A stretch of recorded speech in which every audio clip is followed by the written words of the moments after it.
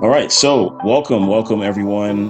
We have people joining us from all over the world, which is super exciting just to have you all with us to learn more about what we're doing in the drone world and really just telling stories, right? We all have our expertise and experiences in different spaces, but we wanted to create this community, this networking opportunity to bring everyone together and learn more about how we can grow and advance in the drone industry.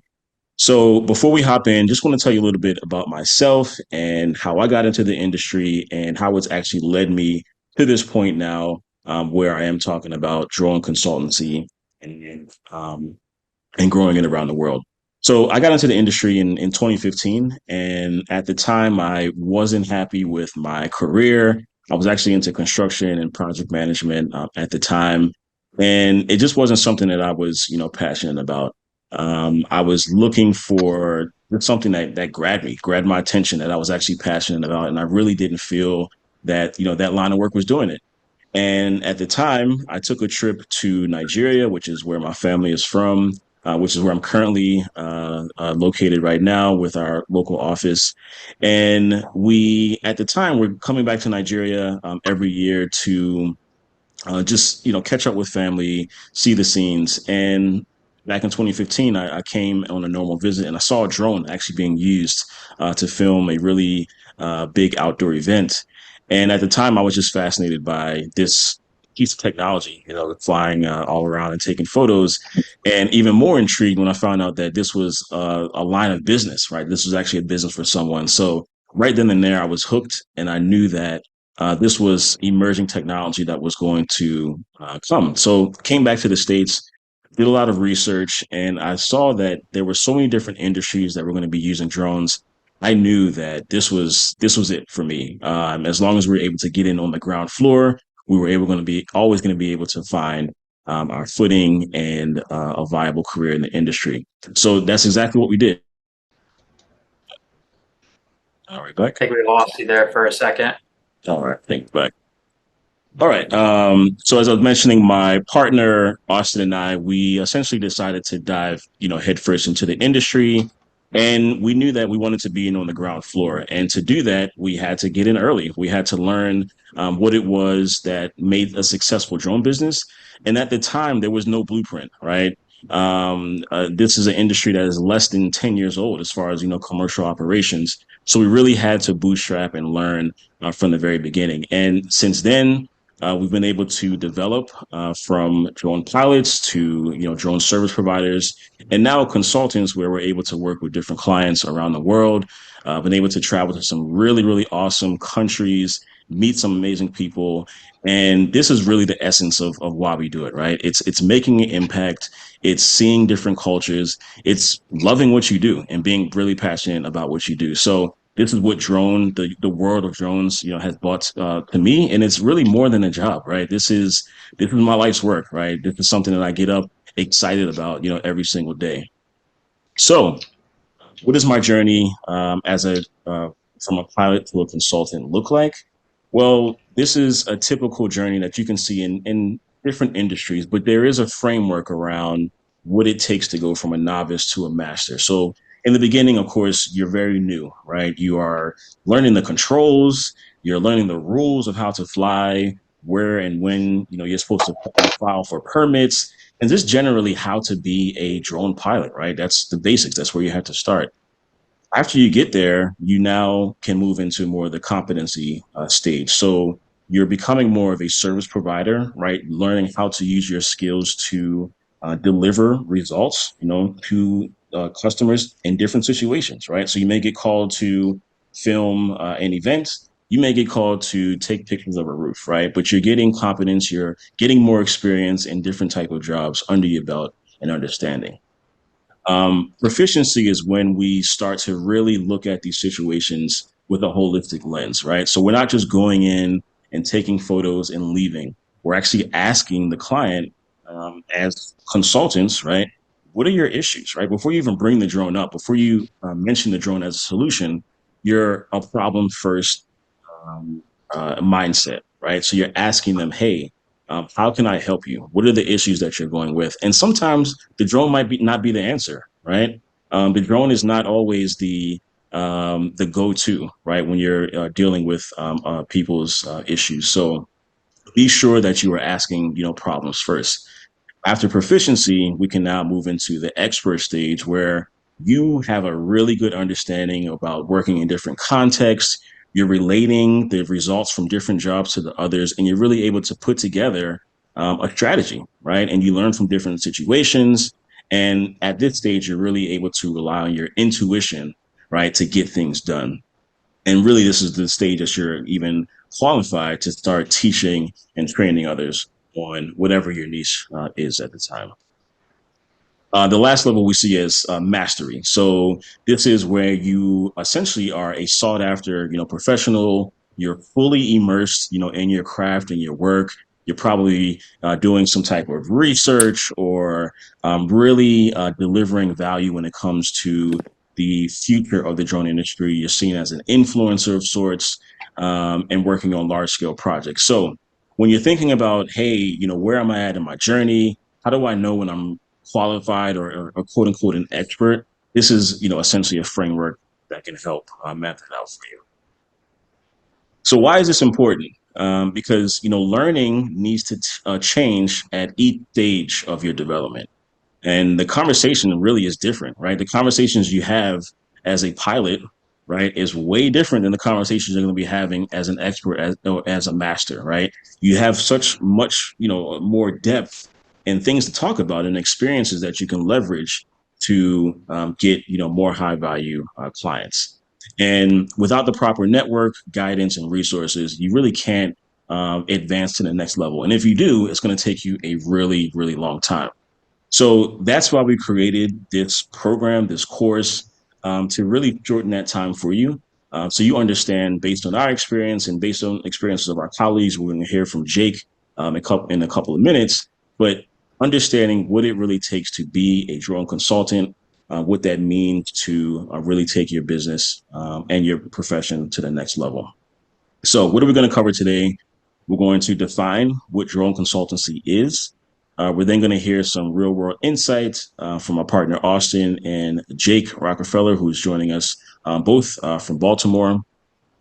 And then we're getting to the meat of the presentation. So we're going to talk about how to monetize your drone knowledge in 30 days. And there is a step-by-step process that we are going through with members, in our program. But honestly, today, I'm giving everything away, right? The point here is to not, give you some strategic advice and hold anything back. The aim here is literally to give you all the steps, clarity on how to execute on this so that when you're finished in this session, you can now go out and start your own consultancy. So we need your feedback. We're going to have a Q&A at the end. And I'm really interested to know what your questions are, how we can help along your journey, and any clarity that you may need at the end. And then we'll talk about the next steps. And yes, there is a bonus. Anyone that has been following me recently, you know that I'm a very big proponent of using AI to supercharge your efforts and content. And really, I use Chat GPT and other resources as an assistant, right, as a personal assistant to help me with daily tasks. So we're going to talk about all this and how to put it together and go from there.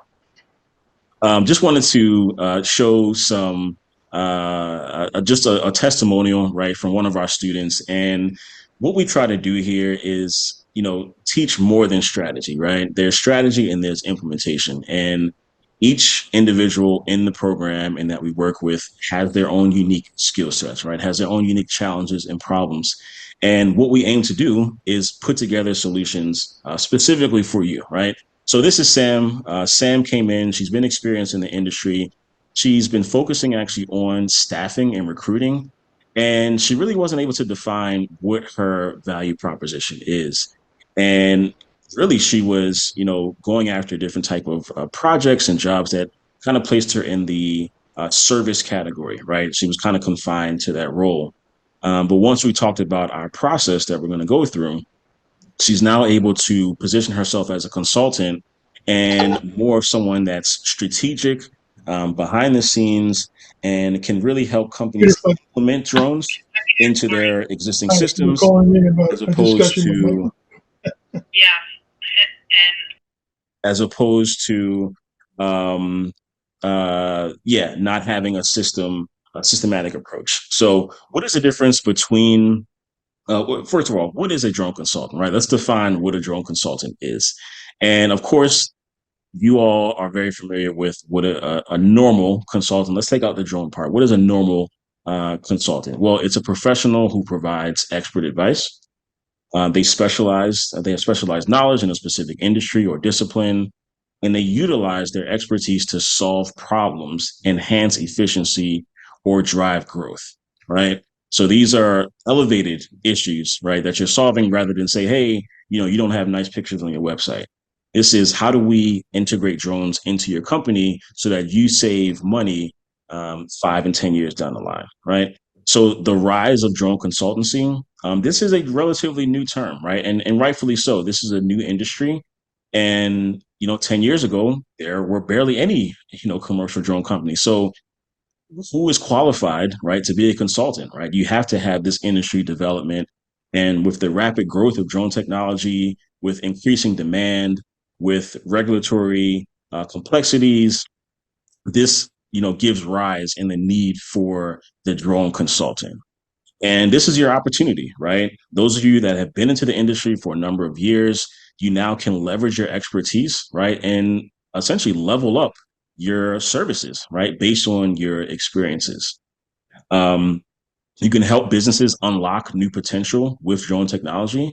And you can be at the forefront of an industry that is set to redefine and is redefining so many different sectors. So there is a number of skill sets. There's a number of attributes that go into what we believe is a competent and effective drone consultant. And to not read through everything here, simply put, an effective drone consultant is someone that has drone expertise, right? Plus transferable skills. So these are communication, leadership, negotiation, things that you can use in other industries. Those are transferable skills. They have niche expertise, right? So, as we say, the riches are in the niches, right? And being able to specialize is definitely going to help you separate and separate you from your competitors. So, having niche experience is very important.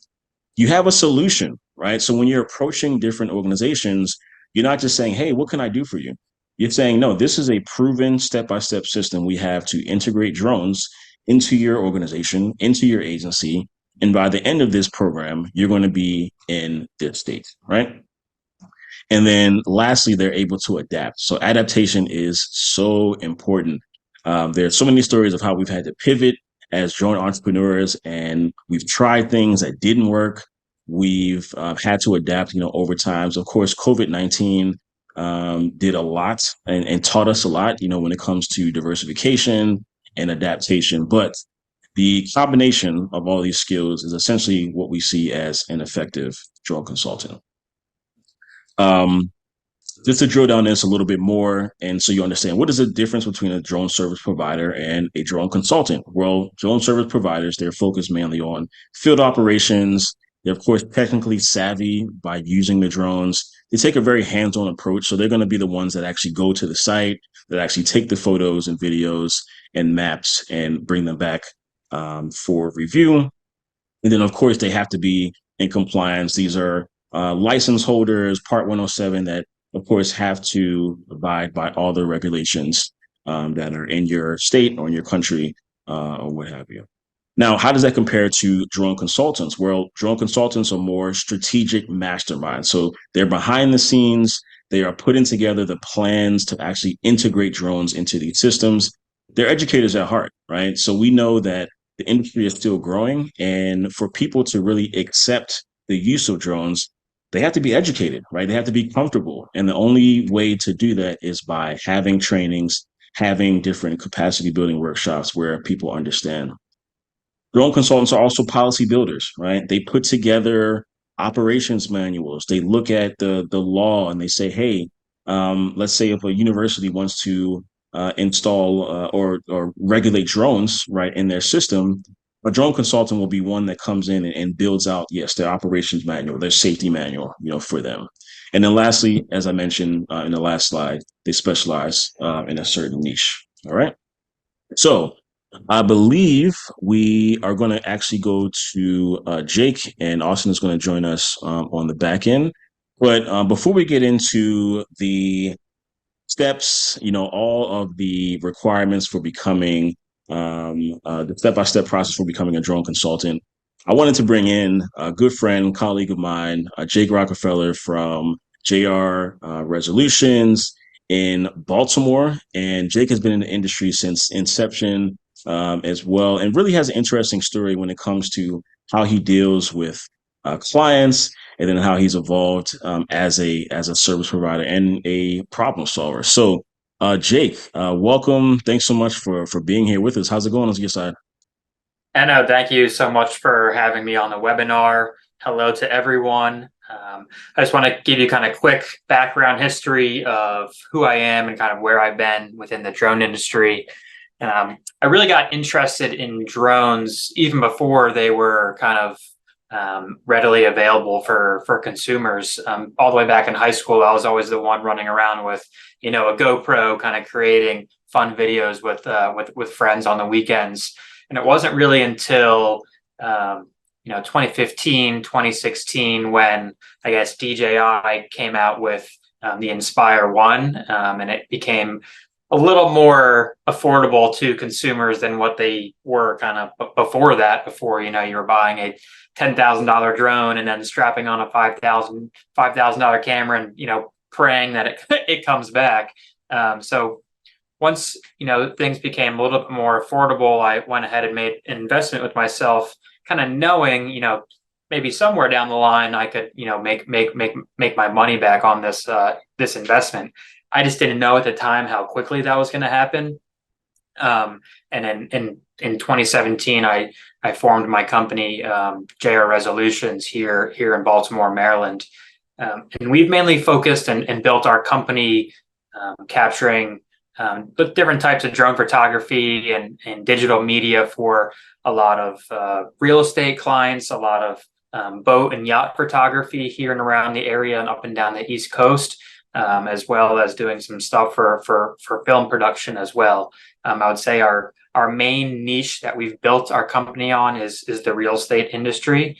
And I can kind of get more into this, but just to give you an idea, is we started off on the residential real estate side, just to kind of get my foot in the door, and that's who we kind of knew just from myself. It's always smart to use the context you already have around you. And we had some friends that were real estate brokers, and I offer just even from the beginning, a big question people always ask is, well, what do we charge? At the beginning, I was doing stuff for free just to kind of get my name out there and build a portfolio.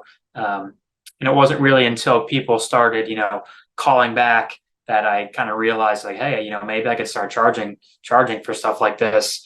And that was about 6 years ago. And kind of since then, we've kind of not completely pivoted out of the real estate industry, but have kind of realized that there's a lot more opportunity on the commercial side of things versus the residential real estate. And commercial real estate, there tends to be a bigger marketing budget. And so we get a lot less pushback when we're talking about pricing with our clients. So I won't get too deep into that, but that's kind of the quick, in a nutshell, history of my company and who I am and kind of what we've been up to for the past 6+ years now. Awesome. Yeah, appreciate the insight, and just to kind of dig deeper on like I said, the evolution of the services that you offer, and how you've kind of transitioned from just being the drone pilot to the consultant, the problem solver. So maybe talk to us about how do you approach your different projects, and how that's also evolved over time.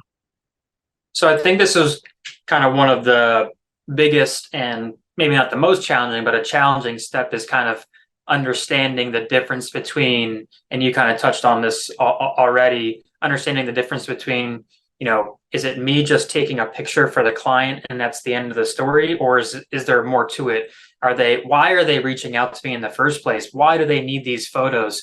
How is this actually helping their business? Where are they going to be posting these photos and videos? And that's really when I kind of understood that, I'm serving more than just a picture to them. This is a huge value add to their business, and then they can kind of utilize it and say, "Hey, look at the technology we're using to make us look that much better." So that's kind of when have made the not so much transition, but kind of growing into more of a problem solver for these commercial real estate clients. And instead of having them kind of lead the conversation, it's more me asking questions to get to the root problem. A lot of the times when I get a new client, they're like, "Hey, we need drone pictures. What is your pricing?" And what I used to do was I used to say, "Hey, here's my pricing." And then they'd either respond yes or no. Now, I almost always exclusively, if someone reaches out via email or call, I always need to schedule a Zoom call, similar to something like this, where we're actually hopping on a call. I'm diving through all of their pains and problems and issues. And you'd be surprised that, you know, generally they're just, wanting aerial pictures, but in fact, maybe they don't need aerial pictures and they need a virtual tour instead, and they need interior pictures instead, and maybe they need SEO instead of that.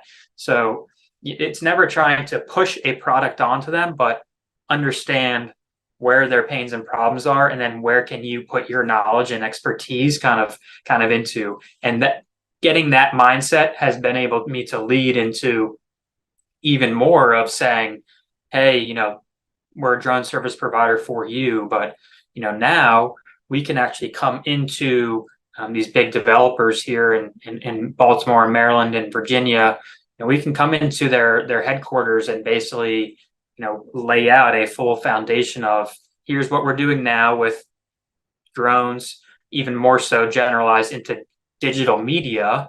Not to go off topic, but a lot of these commercial real estate companies you'd be surprised, everyone on here, but a lot of these companies are still stuck on print, like print magazines and doing ads, the old fashioned way. When everyone on this call is probably like, "That's ridiculous. Everything's moving to digital." And that's where we can kind of come in and say, "Do you need help transitioning into the digital world?"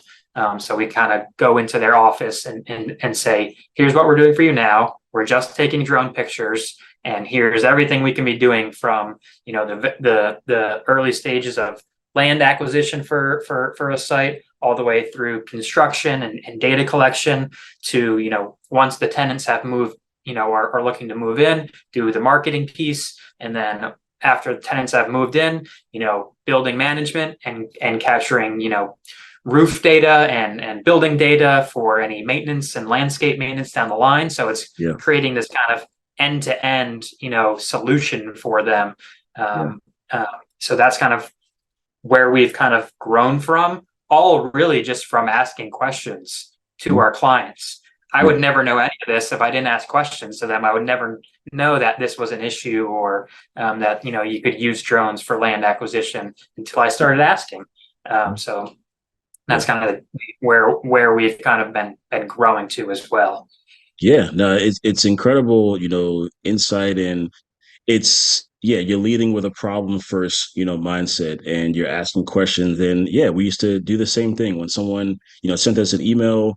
We were so excited, right, to have an opportunity to say, "Hey, let's get them the pricing quickly," where to really have a sustainable relationship, a high value, relationship, you do need to talk to them. Like you said, figure out, why do you need these photos? What are you using them for? What problem are you trying to solve with the photos? Because the photos is just one element of it. There's obviously a systematic way to deal with it as well. So awesome. And then, just in general, maybe talk to, I mean, any trends, or, where do you see JR Resolutions, going? How are you, just kind of seeing your services mature, with the industry as well? Yeah, that's a great question, and it's, I think, something that, as a solo business operator and an entrepreneur, it's that's the golden question is, Mm, what is next? What's the next value add, or what's the yeah, next avenue we want to go down? And I think it's the beauty of it that we get to test all these things, but it's also a challenge, and it's something that you just need to accept, is that you need to start trying different things until you find something that really sticks. yeah, So we have our current business model that I was kind of explaining, but now really trying to find that position of these clients who, like I was saying, who are trying to move into this digital media world, but don't really know where to start. A lot of these companies have their different names, but generally speaking, a director of marketing or the marketing director, and they've for the past X number of years, few decades, their job has always been, creating brochures and creating marketing content for print and creating, in-house stuff and making banners for the video for the vacant spaces and everything like that. They've never had to worry about social media or posting on their website or updating things for SEO and their Google business profiles and things like that. So we're finding there seems to be a big need for the help in transition and where to even start into this kind of digital media space, because it can be overwhelming even as a digital media creator or company. It is overwhelming. There's a ton of different platforms you should be posting on. It's like, which ones are the right ones? Should I be focusing on TikTok or LinkedIn or mm, my website or blog posts or email marketing, Facebook ads, Google ads? I mean, the list goes on and on. So yeah. helping them steer in the right direction is a big use case for some of these companies. Absolutely. Yeah. And that's how it develops. You get in, like you said, finding one issue, and then, it leads to other things that you can help them solve, as well. So yeah, I'm definitely gonna have some more questions for you. And please, if you have any questions for Jake specifically, and how he's running his operations, please ask them in the chat. And yeah, Jake, thanks. We're gonna come back to you and just press on Absolutely. with the, yep, awesome. All right. So now that we've heard, Jake's perspective, now we can talk about, how to get started, right? Where to get started. And, maybe you already have been into drone consultancy. Maybe you have, some elements and projects and networks that you've already exploring some of these things in. But in case you are wondering where to start, we see that, there are generally five sectors that you can look into and target. So, first of which, government and public. Of course, this is your helping different public safety agencies. This is also involving search and rescue for public safety. This is involving building and bridge inspection for the same safety agencies as well. And really, this is kind of the long game, right? Getting in with a government agency, being able to show, right, your competence and your level of experience, that matters, right, when getting these type of projects. So this is definitely a goal, but unless you already have existing relationships and connections and the experience, we would suggest probably this being one of your long-term goals. Now, of course, enterprise and private, this is a very broad section, but this covers, yeah, private industry, enterprise, startups who are, doing different projects. This is businesses, corporations who are trying to integrate drones into their everyday uses. So how are you actually able to approach them with a solution to integrate, drone technology in a sustainable way? Education, right? We have schools, we have universities, and this is a huge, huge sector to get into as drone training programs become more and more popular. These universities, these schools are going to want to incorporate drones as well. So we actually get quite a few calls about custom curriculum. Of course, there's opportunities to physically go and do presentations at these schools, but the true consultant opportunity lies in helping them, yes, to create curriculum, to buy the certain drone, the right drones that they need, for their program, and advising them on these different levels. Nonprofit work, of course, there's conservation, there is humanitarian aid that can be provided with drones. There's mapping of different underserved, underprivileged areas. I was actually flown to Bangladesh 1 year to map out the Rohingya refugee crisis. I believe that may have been one of the pictures in the beginning slide, but to map out a refugee camp where they had over 250,000 refugees. So that is an area, that is a niche, right? That you could specialize in, and being able to operate in spaces that are otherwise seen, dangerous or off the grid. And then finally, we have independence and freelance. So this is sort of what I'm doing here by working with individuals and groups to teach and to learn about drone business strategy, to learn about, of course, the technical skills needed to operate drones as well, but most importantly, those business principles that you need. So this could be, it doesn't have to be business related. You could be teaching people on getting better cinematic shots. You could be teaching people about photography, aerial photography. So there are a wide number of applications you could do, and they actually cross over with each other as well, right? So this isn't a linear system to stay in. This is just used to point you in a general direction. Now, this is the essence of what we're doing here. We're going to walk through each one of these steps, but the idea is that following this 6 point system, you will be able to understand what your consultancy is offering. You're going to be able to put out that offer, create awareness, and eventually converge and deliver the offer. So, where do we start? We start with the value proposition. This is your unique experience, right? This is your history in the industry. What are you good at, right? What do people know you for? What are you an expert in, right? If I were to ask you, what can you stand up in front of us today and teach a 2 hour long lecture on with no notes? What would be that thing, right?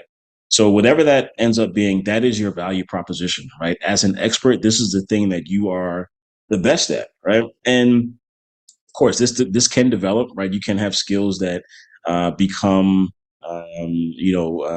become that at the forefront, for you. But generally, when we're working with experts, in this program, they have some sort of unique value proposition, some, very strong skill or experience that they can offer to others. So after you know what your value proposition is, what's the next step? Well, you have to figure out how you're going to offer that to the public, to potential people in your consultancy, for your consultancy. So you have to come up with a compelling offer, right? And this has to be something that entices, right? The potential member or person in your program, or the agency that you're pitching to, or the nonprofit that you're presenting a proposal to, right? It has to be compelling, right? It has to show them exactly what you're offering, and we'll talk about what that involves. You're creating awareness as well, right? So you're going on social media, you're networking, you're going to conferences, you're doing ads, right? Even on Google and other platforms as well, to create awareness about yourself. You're then going to be in the bonding phase, right? So you now have eyes and ears on your platform. You've put out a post that caught some attention, but that's not enough, right? Now you have to actually bond with your potential client. After this is where we move into the conversion stage, right? So after bonding, they've been able to trust you. They know and like your brand. They're ready to do work with you. And now you can convert them with this conversion, with proposal, with a sales doc, and now move on to delivery, where you have a problem first discovery. You have a systematic solution to actually getting the job done. And as you can see from this funnel, and we're going to come back to this to make it all more clear, but this is a continuous cycle, right? So once you're able to deliver for one client, you're now able to present that same value proposition to the next client, the same offer for them. You're creating awareness, you're bonding, and going on from there. So let's take a quick look at stage one, your unique value proposition. And again, this is understanding your weaknesses, your strengths, opportunities, your threats. I'm sure many of you have heard of your SWOT analysis. Um, you're looking at, your existing offerings, right? What's working for you? What do you enjoy doing? What's not working, right? What is the type of work that you want to avoid, right? All that goes into consideration in this stage. Your target market, right? So you have to be really specific with this. Identify who exactly is going to benefit the most from your drone knowledge and what you're actually teaching and the system that you're implementing. And you're going to dial in your who, right? And they have to have three main criteria when choosing who you're going to target, right?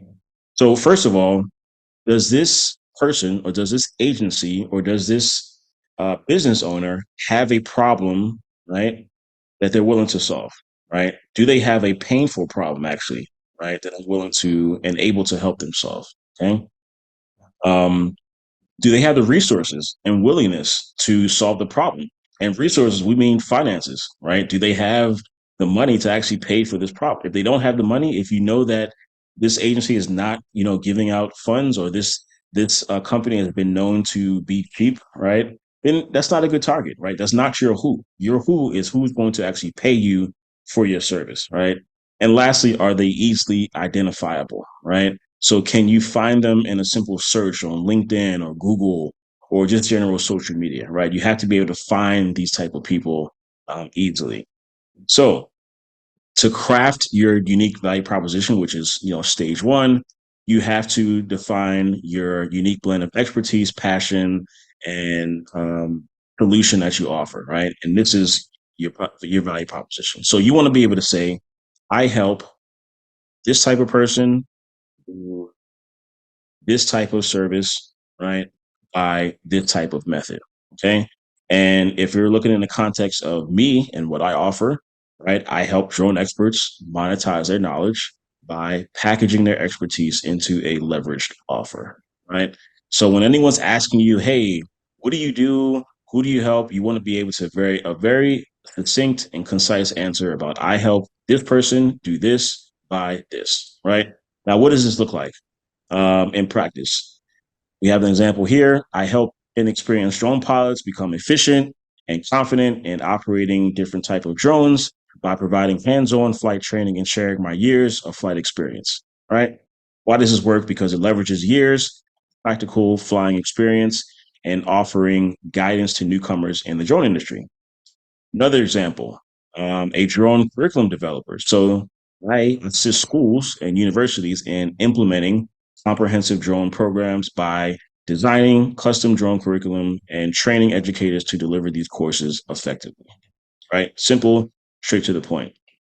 Another example here, and this is actually someone in our current program who does copywriting for and content creation for drone companies specifically. You could say, hey, I'm a drone copywriter and a women's advocate. I support drone companies in promoting their brand and expanding their reach by creating compelling drone centric content with a particular focus and engaging and empowering women in the drone industry, right? So you really can be targeted with this. And there is a testing phase, right, where we'll take this to market and validate the need for this. But you really do want to be able to leverage your expertise and what you're actually good and experienced at. There any general questions? I don't want to move too fast. I want to make sure any questions so far. All right. So it looks like we have a question from Jan. Okay. So Jan asked, how do you reach the key stakeholders in the sectors in terms of marketing, what channels with the largest reach, highest conversion rates, LinkedIn, email marketing? Yeah. So I'll definitely get into this in the awareness phase, and it looks like Jake, you have an answer there.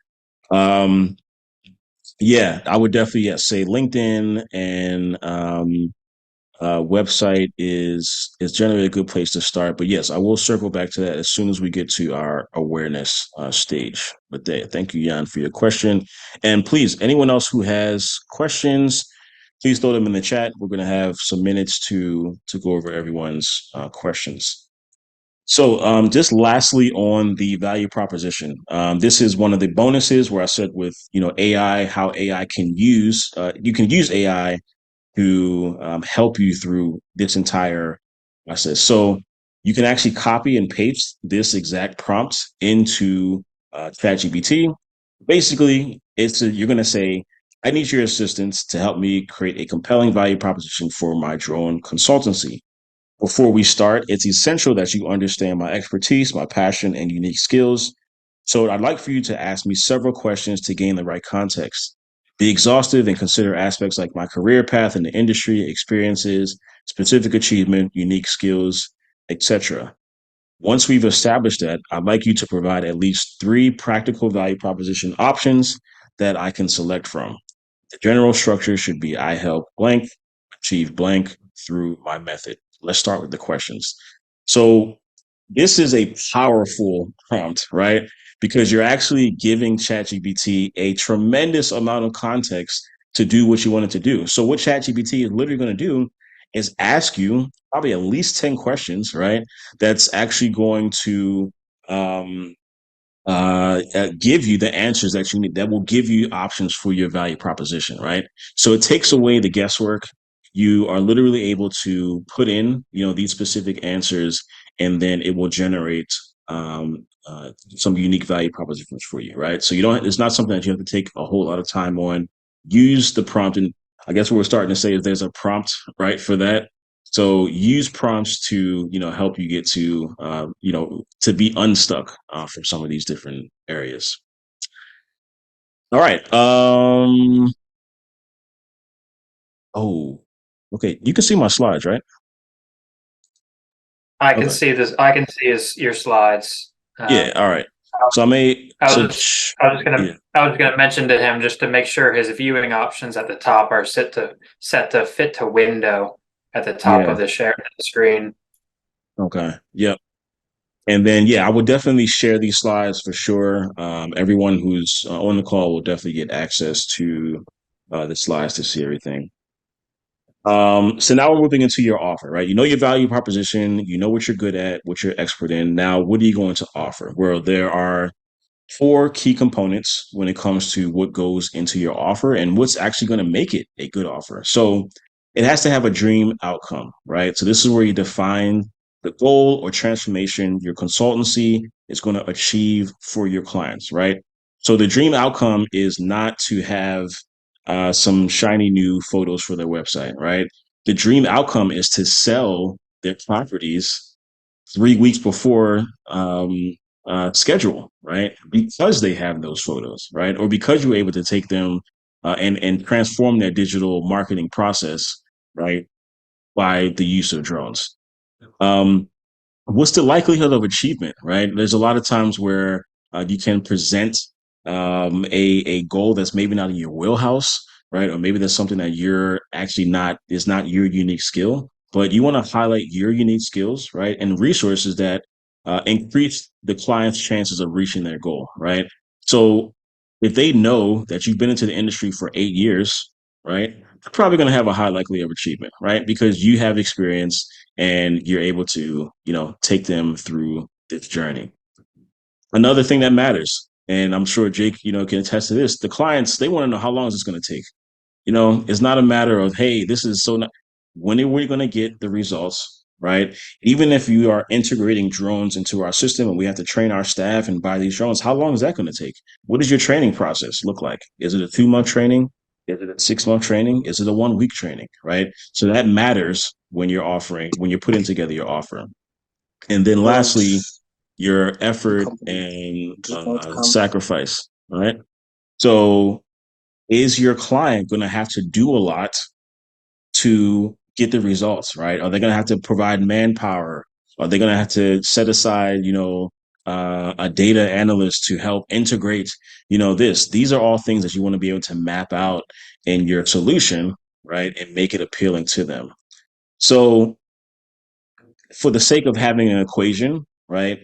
The things that add to your offer, right, is the dream outcome and a perceived likelihood of achievement, right? They know they're working with someone, they're working with a pro, an expert, and you've sold them on the dream that you can bring them, right?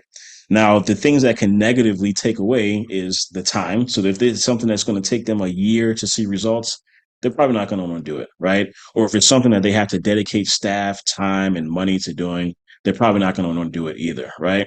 So the dream outcome plus perceived likelihood, divide that by the time delay and effort and sacrifice gives you your overall value of your offer, right?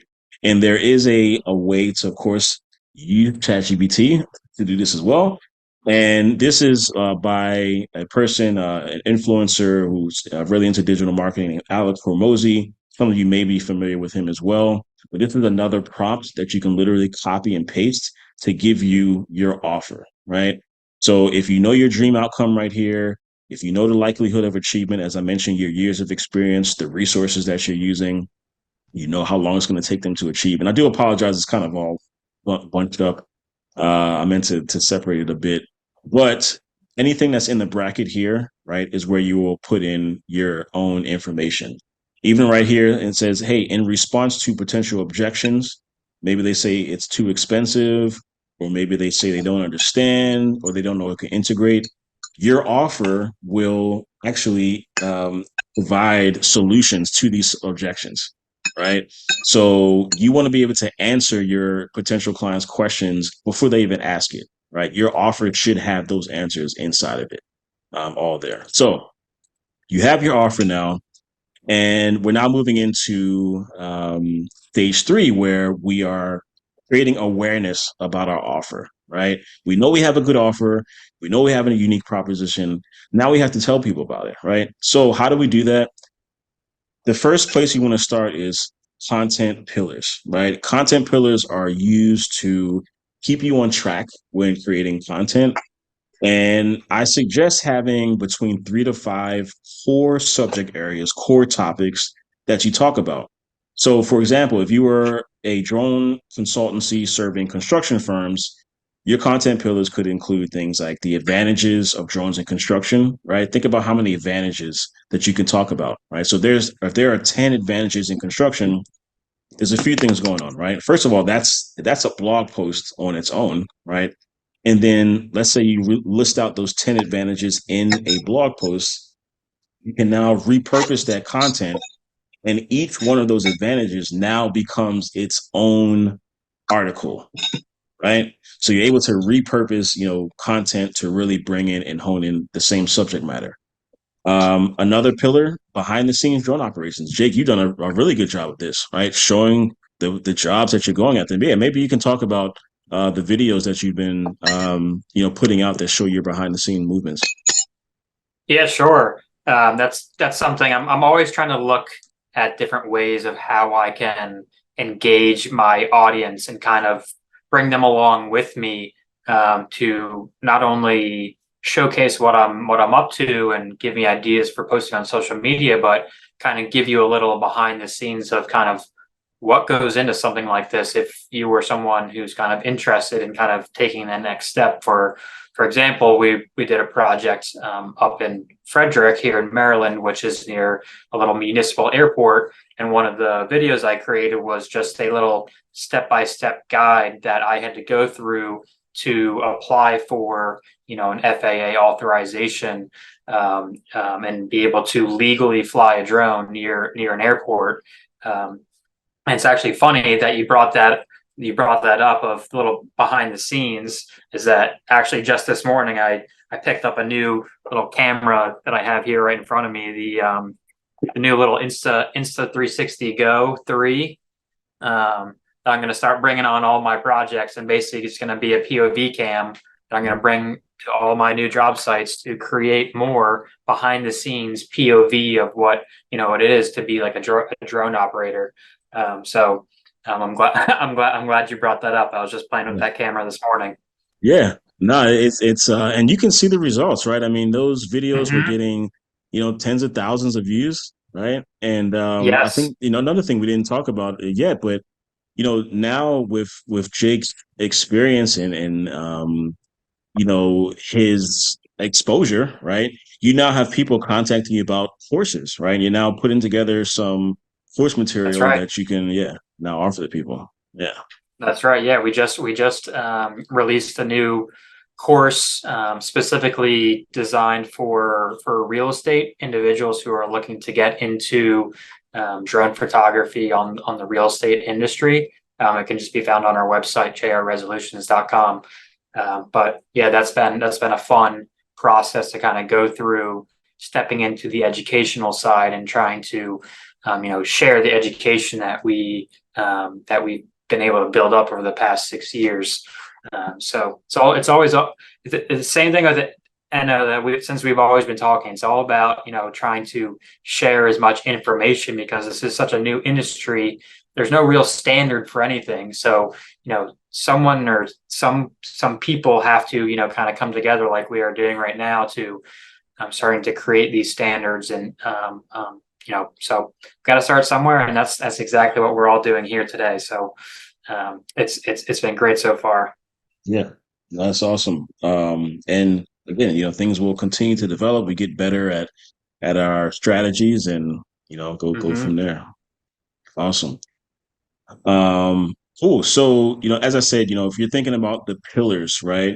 Anytime you're posting, be it LinkedIn, even your emails, any type of content you put out should file behind these pillars. So let's say I know Jan, you're into drone delivery, right? So each like one of your pillars, of course, is the benefits of drone delivery, right?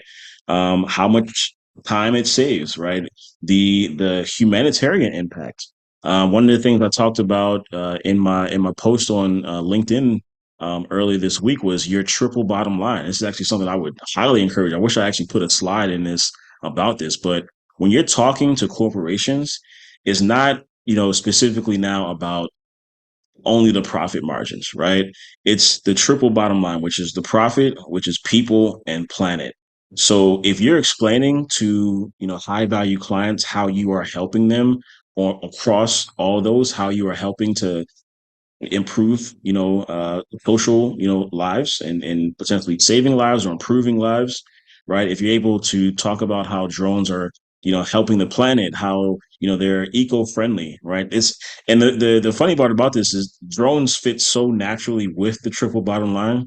But if you are now saying that and bringing up in your conversations, yeah, and this is actually something when it comes to having that reach, right? Being able to talk about your solutions in a sustainable way can definitely help you have some more reach. Um, so generating content, as I mentioned, your pillars are very, very important. One graphic that I like to show is really a content map. And you think about this from, a few perspectives, right? You want to be able to identify the key pain points that your potential client is in. If you're not able to identify this and convince them that you're the person to take them off of this, then they're never going to buy, right? This is why they're not buying, right? Because you haven't identified that key pain point for them. And just giving them, some nice photos or a new video upgrade, that's not, the key thing. So how do you get a person from pain to pleasure? Well, you have a 3-step process, or maybe it's a 5-step process, but you have a system that you go in and say, hey, step one, we're going to assess your needs, right? We're going to find out, like Jake mentioned, we're going to ask you questions about how to solve your problem. Step two is we actually go out into the field, we actually deliver. And then step three is when we come back, we analyze the data and we give you the deliverable, which is now going to get you to this state, right? Now, the cool thing about this and why we call it the content map is because you can create content around all of these stages, right? So if you know the pain points that your client is going through, you know that they are having, let's say, actually, yeah, sorry, but these are the examples here. So where are they now? So they're wasting time and resources on manual inspections and measurements, right? They have limited perspective on difficulty accessing hard to reach areas. And this is for construction clients in the context, right? So these are examples of pain points. Where do they want to be? What is the pleasure? Where do they want to be? So they want to be saving time on money and inspections and measurements. They want improved accuracy and quality on their construction sites, right? So you are the ones, right, able to provide this to them. What is your 3 to 5 step plan to help them go from pain to pleasure? Step one, we're going to assess the client needs. Step two, we're going to plan and execute. Step three, we're going to process and analyze. Step four, we're going to provide actionable insights. Too many times, right? And let's say for the sake of this example, a drone pilot would probably just skip to number four, right? It would say, you know what, we're going to just come out and we're not going to assess what you need. right? Um, and we're just going to give you, we're going to come out and just going to give you the final delivery, right? Whereas though a consultant actually goes through, this process. And I guarantee when you're able to sell people and they understand the value and what you're actually doing, you can naturally command higher value clients, right? Because you're performing higher value work, right? You're not just coming out and shooting. You're actually, helping them in their bottom line. So these mini steps, right? These are just, the mini steps under each tier. Of course, when you assess your client's needs, there are many steps that go into completion of that. So that's what it means by mini steps. And then the sharks, right? These are all your objections. So no matter what industry you're in, no matter who you're serving, you're going to have, objections, right? Oh, the price is high. Oh, we don't, we can't. So you might say, hey, I'm not familiar with drone technology, or I'm worried about privacy legal issues, or I'm not sure about drone data is accurate and reliable. Well, now these objections, as you can imagine, they now turn into pieces of content.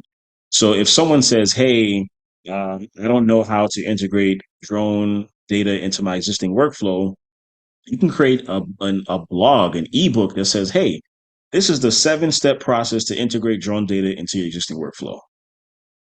So you're creating content that solves the problem, that answers their objectives, right? And that is valuable to your potential client. So when you're thinking about content, think about the content map and how everything relates back to that. Stage 4, we only have 2 more stages, but stage 4, bonding and trust. This is pretty straightforward, right? But you have to, your clients are going to have to trust you, right? This is nothing new. They're not going to pay you. They're not going to give you any amount of money unless they know that they can trust you. And that's done through a number of different ways. I'm going to get some insight from Jake in just a second. But bonding also involves content, right? So, Jan, this is kind of getting back to your question, creating industry specific insights and thought leadership. This is ebooks, right? So this is in-depth guides and case studies about how your brand has changed or improved processes or is sustainable, right? It's engaging emails, right? Telling stories about the lives that you're touching and the processes and the agencies and things that you're working with. It's webinars just like this, right? This is bonding, right? I'm giving you everything that we do. I'm, establishing a level of credibility with you all where, you know, you can see exactly, what I'm doing. And then a lot of times, of course, that involves demonstration, proof of concepts. Um, I would say it's probably not so much on the consultancy side. The proof of concept is more probably for on the services side where you have to sell it. But as a consultant, it's a straightforward thing. You're creating strategy. It's something black and white on paper. But um, Jake, please, I wanted to kind of get your insight. I know your strategy when building relationships with clients is very important. So yeah, maybe talk us through how you're able to do that. You're actually on mute. Sorry about that.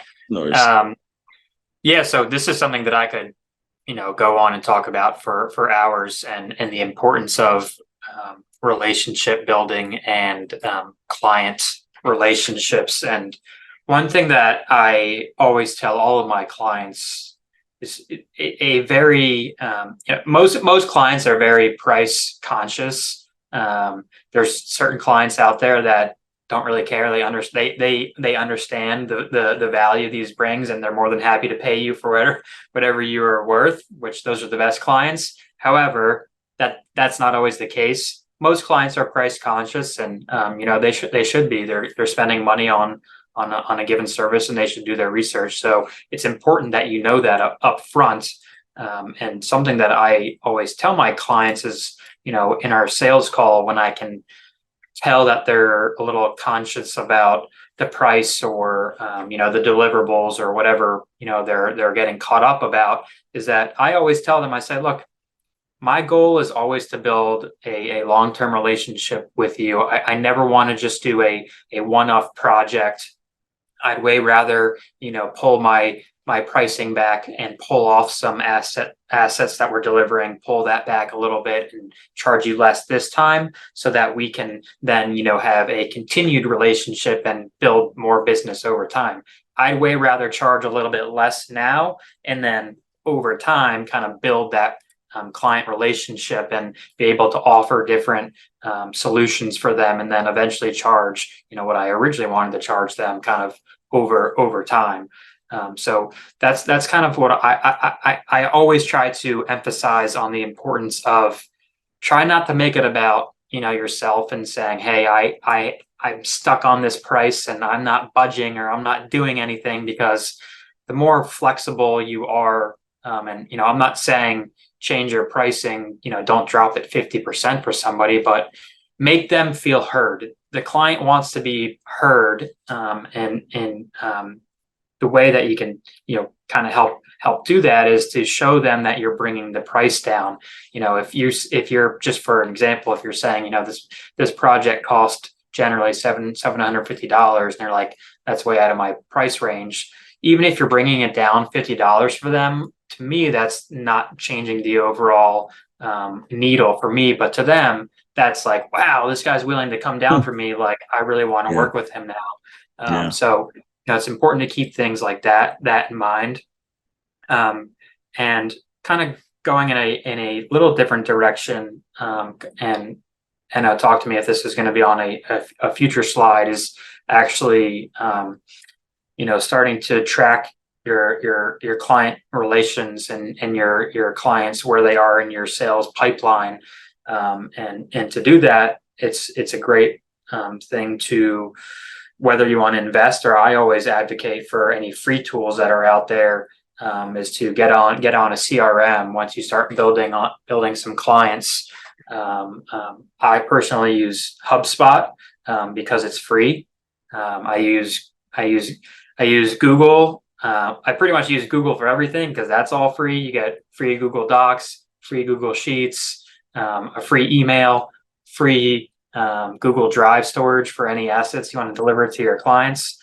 So I'm always advocating for that. And then on the HubSpot side, whenever I have a call with a client, I'm always going in and inserting my client notes from our call. If the call is an hour, I'll spend another hour after the call just going over client notes and typing everything out that I can remember, and then taking notes on that call of saying, well, hey, maybe I didn't say this, or maybe I could have improved on this. It's all about learning and growing. I don't have any background in sales, but this is one way that you can kind of keep track of how your sales process is kind of going, is just taking notes on your calls. So I have a few other things on my list. I don't want to get too far into them, but we can keep talking about them. Yeah, no, I mean it's some brilliant strategy, and what comes to mind is just being deliberate, right? When you are really wanting to provide a service, when you get on the call, it's not just hey, how's it going? It's, you have your notes, right? You have questions that you're asking them. You actually have a pre-written set of notes that you probably ask all your clients, right? You can tweak it to your particular client, but yes, have that pre-written list ready to go so that you can just keep the meeting on track. You're getting the information that you need, and that just allows you to put together the perfect proposal, because everything is in process. Awesome. I feel like we're getting some really, really good insight today. Before we jump into the final two stages, I just want to recognize my partner, Austin Brown. Austin, you want to say a quick hello to everyone and maybe get a little insight on the conversation? Yeah, absolutely. Thank you. Thank you for putting this together, and great insight from Jake as well. I'm actually out on a job site right now, so it's very fitting to be talking about relationship building. Jake has a tremendous insight into his strategy. What I found, just real quickly, is that over the years, not only is the relationship the key, but putting in that time with any client is going to be paramount to the sustainability of the relationship. For instance, this client that we're working with today, we've known so long that he's pretty much the only person we know at this point is the owner. from the different project managers that have changed over the years, and that's allowed us to build a relationship that's accrued us, frankly, tens of thousands of dollars over the past few years, which isn't a lot, but once you multiply that with clients, you can really start to put put your foot down and stake a flag in an industry. So I just wanted to say that. Yeah, tremendous insight, and yeah, we're here to be resources to everybody. So if you ever need anything, I'll drop my email in the chat. Thank you. Awesome. Yeah, thanks, Austin, for that insight. And yeah, just it drives home the importance of networking, relationships, and if you don't remember anything else, people do business with people they know, right? Until you're able to be personal with them, until you actually make a connection, they're never going to work with you, right? So even when you're reaching out on LinkedIn, you're not being salesy, right? Just connect with people, right? Congratulate them on a new announcement, or comment on a new project, or a service that they've been delivering and doing well on, right? Actually connect with these people. That is the way to advance to the next level. If you're cold DMing people, 30 messages of the same message, that's not going to get you to the next level, right? In this new day and age, people want to know that you actually care about them, especially high value, clients. All right. So getting into the final two stages, and then we'll get to questions. But conversion is very, very important. This is the sales side, right? If you go back to our funnel here: attention, bonding, conversion, or how I say, ABC, always be closing, right? You have to be keeping this funnel, right? Understanding where you are. So for conversion, you're understanding, of course, your client's needs, and you're tailoring the solution for individual projects. You're creating compelling proposals, right, that highlight the value, the expertise, and unique selling points. There's clear communication, right? And there's no confusion about, the process or what you're doing. One of the things I'd love to do now is, if I'm writing something or if I'm trying to explain a concept, I will literally copy and paste it into ChatGPT and say, hey, analyze this for clarity. Does this make sense? Right? How can I make this more clear to my target market? You'd be surprised, the results, like, just by tweaking it to make it, more clear. So testimonials, this very much helps, when proving your case. I showed a testimonial from one of our students in our course now, and the results that she's getting. And I'm sure that helped, in your perception of this program. Call to action. When you are writing your post on LinkedIn, I told my brother, right, leave no post behind. You want people to reach out to you. You're telling people, hey, send me a DM. Hey, comment below if you want to learn more. Reach out to me. Hey, sign up for our email list. Go to our website to visit see about our service. So your call to action, this should be in all of your materials. And then follow-ups. This is probably the biggest thing. Jake, we actually talked about this last time we talked about the importance of the follow-up. And I can't imagine how many It's on my list. how many things, how many programs or potential deals have gotten or have not happened because the person didn't follow up. So yeah, Jake, do you have any quick follow-up protocol that you typically I, adhere to? I do. No strict protocol, but just the fact that the importance of follow-ups are so important, and you'd be surprised the amount of business that I've gotten when I finally talk to the client when we're there on the shoot date. I always ask my clients, like, why did you decide to go with us? They're like, you were just so persistent. Like, you would not stop bugging. You would not stop bugging us until we decided to actually go with you. Because a lot of the times is that when these clients are, out searching for any service provider, they're, sometimes they only look at one company, but most of the times people are diligent and want to look at different companies. They send out the same message to, 5 or 6 different providers, and then they wait for someone to get back. And our goal is to always, respond as quickly as possible, so they don't even have a chance to go look at these other companies. But as well, after we, send them an email or give them a call, 2 days later, make sure you're sending a follow-up email. After that, maybe wait 5 days saying, hey, just checking back in here. It's a really quick email. It doesn't have to be much. It's just, and don't take this. You need to have, zero ego about this, and just understand people are busy. They have other things. You're the last thing that's on their mind. And if you want to get them back at the top of their, inbox, or the back of the top of their mind, is that you need to be consistent with your emails, and sending follow-up emails, or if you're on LinkedIn messaging, or just call them, or try to set up another or another Zoom meeting, whatever it may be. But like I said, you'd be surprised at how much business we've gotten just from sending a continued follow-up emails. And HubSpot, doesn't have to be HubSpot, any CRM out there will really help you with this, because you can see, when you've emailed these certain clients and it says, you haven't reached out to them in 10 days. Do you want to send a follow-up email? And that's something that I do every single morning, is that I go to my CRM dashboard or my HubSpot dashboard, and I just look through all the clients that I need to, it's been a week, I need to send a follow-up email to this guy. It's a great way to stay organized and on top of your clients. Yeah, no, definitely. And it's so crucial to have that strategy down. And it's like you were saying, I mean, it's newsflash.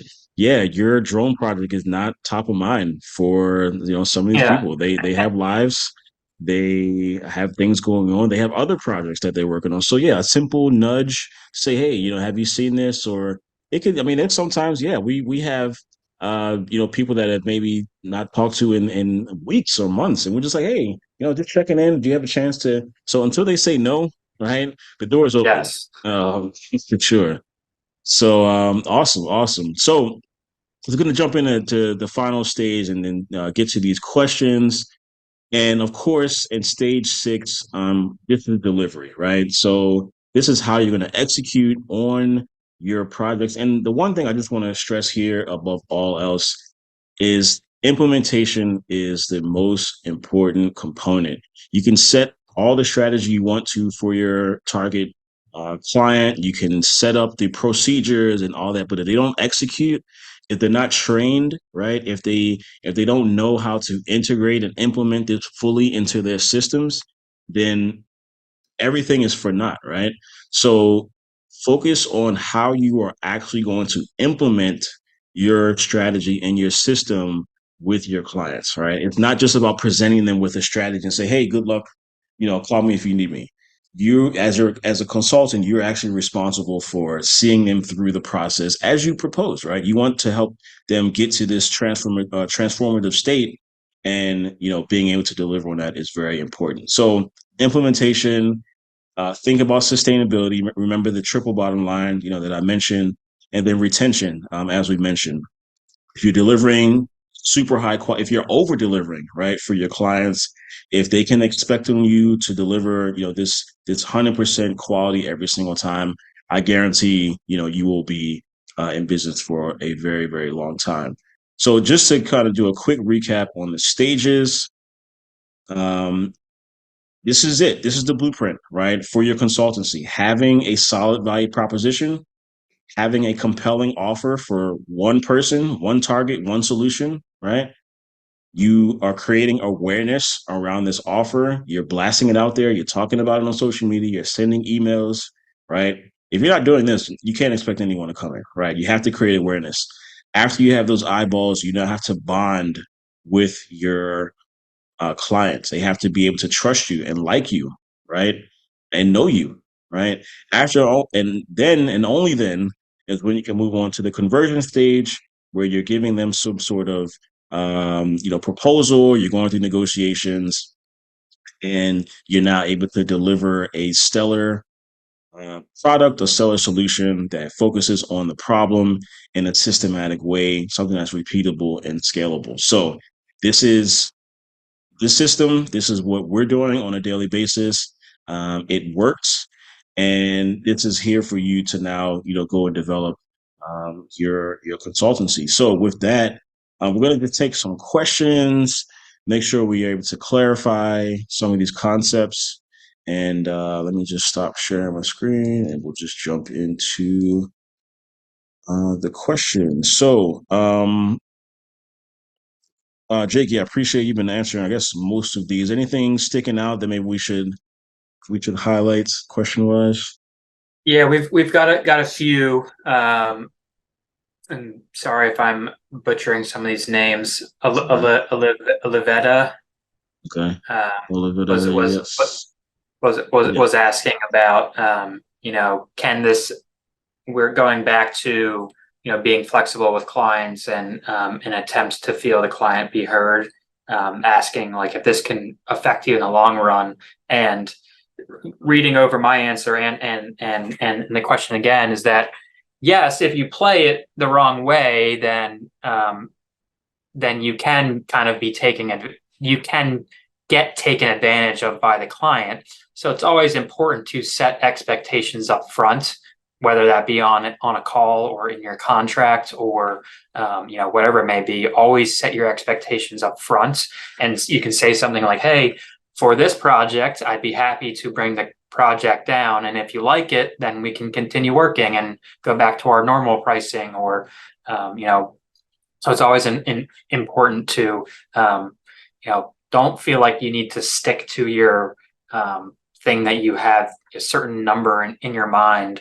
It's in my mind, it's way better to be flexible and get the job than being a stickler and saying, "Hey, I'm sticking to my price," and then not getting the job, and then building the client and hopefully getting more business down the long run. Hopefully that clarifies the answer a little bit. Yeah. Um, I'd like to add something there, if that's all right. yeah. Yeah, Yeah. absolutely. So for me, one of the keys has always been to document exactly what it is that you're giving them a break on in the beginning. As to Yes. Jake's point, that's key to setting expectations down the run. You don't just want to say, "I'm going to do this part free," and then send them, or not even send them an invoice, which I've heard of happening before. But you want to document, say, "I'm going to, discount these hours," or "I'm going to give you this map for half price," and you want to show that on the invoice. Because what happens is sometimes management will change over time, and they'll just look at the price and they'll say, "You used to do it for this price. Why aren't you doing it for this price now?" And then you got to go back and explain everything. And you can avoid all that by just taking thorough notes and being very clear and exactly what your discount and your objective is. Yep. Yeah, and Appreciate along with that, even going back to that original comment, is that I've used this approach many times with my clients, and I still do business with them. It's been 4 or 5 plus years to the day. Those same clients that I use that approach, and since then I've actually increased my pricing on them. And instead of like with Austin was saying, instead of just sending a quote and they see a new price, I always just try to get them on a call first. It's much easier to explain things over the phone in my experience, and basically saying, "Hey, by the way, just so you know, it's been a little bit since we've last worked together. We've increased our pricing. This is what the project's going to cost." More likely that it seems a lot harder than it actually is to say that, but most of the time people are going to say, "Okay," and just kind of leave it at that. And leave it at that. If they do say anything, it's generally like, "Well, we don't know if we can, afford that." And it's up to you at this point where you are in your business. You can either say, "All right, well, that's what our new pricing is. Like, it's so sorry to see you go. I'm sure there's other people out there who are just starting who can do it for a more affordable price, but this is just where we are in our business, and we're able to kind of charge more." But I think over the past 4 or 5 years, I think at least 7 or 8 of my clients I've had this conversation with, basically saying, "Hey, I can't keep charging what I used to charge $100 for a set of pictures versus what I charge now, because if I were to do that, then I can't grow my business, and I'm not going to be here to take pictures for you anymore. So a lot of the times people are understanding about it. And you don't even have to go into all those details. You can just simply leave it as, this is our new pricing. Would love to keep working with you. More times than not, people don't want to go out and find another photographer. They would Sure. way rather just pay more, and that paying more is more worth it than going out and finding a new photographer who may or may not work out in the end, and then they got to go find another one, and it's more cost effective for them to just accept it, in my experience. And especially if you're providing a good quality service. I mean, Exactly. it just goes with goes with the territory. So awesome. Do we have any additional questions? Yes. So Peter says discovery stage is critical. Ask questions, draw them out. Expectations. Yep. Probable requirements, sense of budget, etc. Do not proceed unless you have the discovery session. Yep. This is critical to establish a Yeah. good basis and negotiating pricing. Yeah. How many Yes. times in the beginning would we just have wasteful conversations and then you find Oh out my the goodness. third conversation that they can't even afford you? So, I very, very annoying. so I won't even.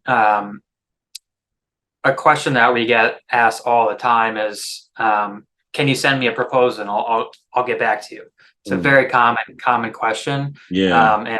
And now I've been testing this year, instead of saying yes and then spending X amount of time building a proposal and then typing an email, and over time that can be a time suck. So before, when they ask, can you send me a proposal, I always say, before I send you everything, are we in agreement on this price?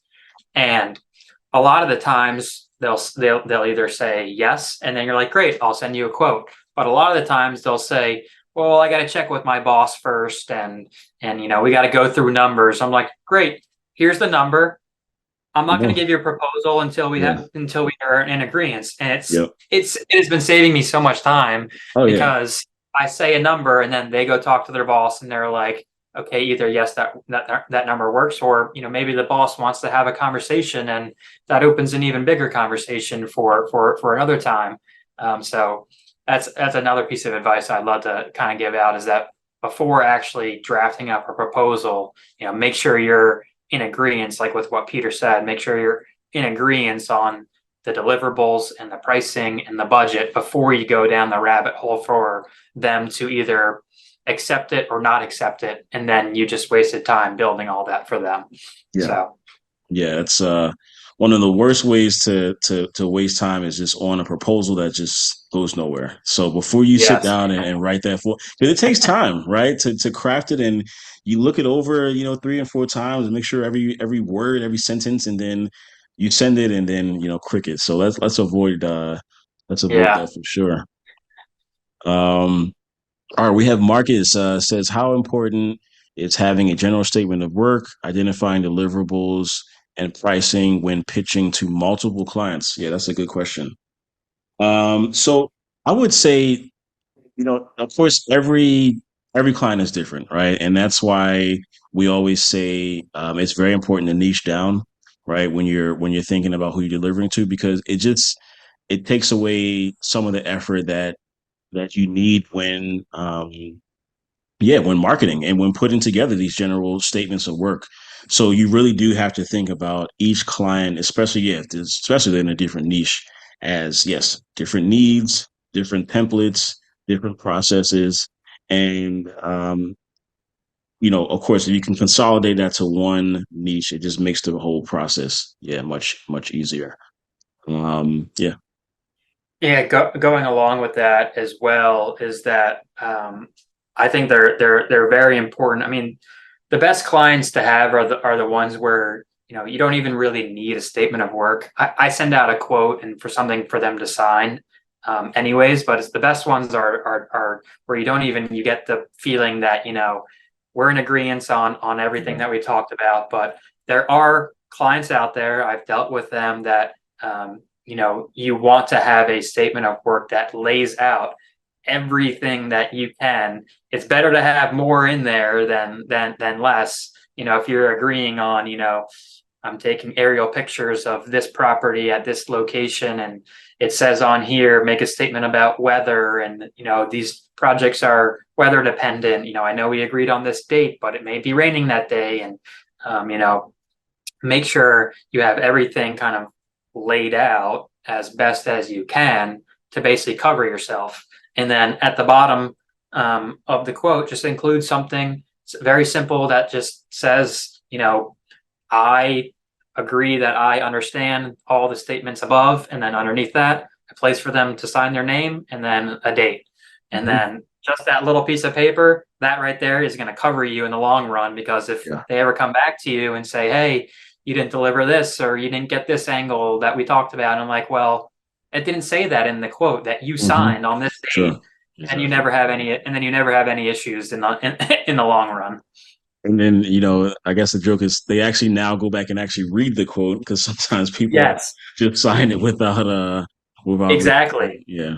Exactly. And again, that's on them. If they don't want to read it and they sign it, then that's their problem. That's their problem. So Yep. Awesome. So we have a question. Jagongo, interesting enough, I had a client today that wanted a quote, but my manager wasn't happy with the figure. The client was willing to pay, which is okay with me. So I had to shamefully turn down the client. Yeah. I mean, look, it's kind of that being comfortable walking away. And that's right. I know, Austin, we used to talk about this a lot, and different jobs that it will come, and we had to make a decision, right? I talked to my brother on a recent podcast, Drone Business Masterminds podcast. But if we call it like your burn rate, right? If you know your hourly rate, anytime you leave the house, you know that you have to charge this, or any project that you take on, you have to charge this, or you just won't be profitable, right? So that eliminates the need for you to take, all these heavy discounts and put yourself in this position. Like, your time is valuable. And that's what this course is built off, right? You are experts, you're consultants, right? You don't, necessarily have to be taking breaks and things as if you were just starting out, in the industry. So that leverage is specifically so you can charge more and go after higher value clients. And then Peter asked if they want a proposal, and if they ask for a proposal, tell them you would be happy but need to ask more quick questions. Yep, for the proposal. Yes, exactly. And also send an email with the questions. Yeah, having a template is great. I mean, shoot, you could even have a Google form, right, that they go fill out, and just, like an intake form, right? So, hey, list out everything here. What do you want to see? And that just so with everything, systems, right? You want to eliminate the manual process to this. So yes, when you're onboarding, have an onboarding form. Even if you're manually taking notes, you can now go in and put those notes in. But yeah, these are some great strategies, and these are the really things that elevate you from pilot to consultant. So this has been great. As far as next steps, we have three options for you. Of course, we have a weekly newsletter that we're going to be sending out called the Drone Consultants Digest. And let me see if I can actually bring it up. If you haven't seen, if we're not connected on LinkedIn, you definitely want to check this out. We're going to be sending it to, of course, our email list as well. We also are establishing a membership. So to keep this group active, we're going to have a free version and a paid version. They're going to come with all different type of resources and templates, and access to webinars like this, and really be a resource for you growing your business. And then, if this is a system that you are looking to get off the ground yourself, and you feel like, hey, I may need some help to get this done, then you do have the option to work with me specifically. This is a paid option, of course, but I give a free advice all the time through LinkedIn, through our emails, through our newsletter. So you really have the option to interact with us how you want. If you want to work directly with me, then just reach out to me, send me a message, send me a DM, and I can get you some more information on how we are running this program. But yeah, this was essentially, what we wanted to cover today. I really do. Yeah, appreciate you all for being here and asking so many insightful questions. I can guarantee we're going to do this, again, to really, keep the momentum and really continue to talk about this drone consultancy thing, which is such a fascinating and exciting, space to be in. So with that, I'm just going to say, thank you to everyone that joined us today. We're going to send out the link to the recording. Check us out online, globalairU.com. And yeah, we look forward to being in touch. Jake, thank you so much for your insight. This was incredible to hear your story. And yeah, look forward to staying in touch with everyone. Thanks for having us. All right. Thank you all. Enjoy your evenings, enjoy your afternoons, wherever you're joining us in the world, and we'll see you all next time. Thanks so much.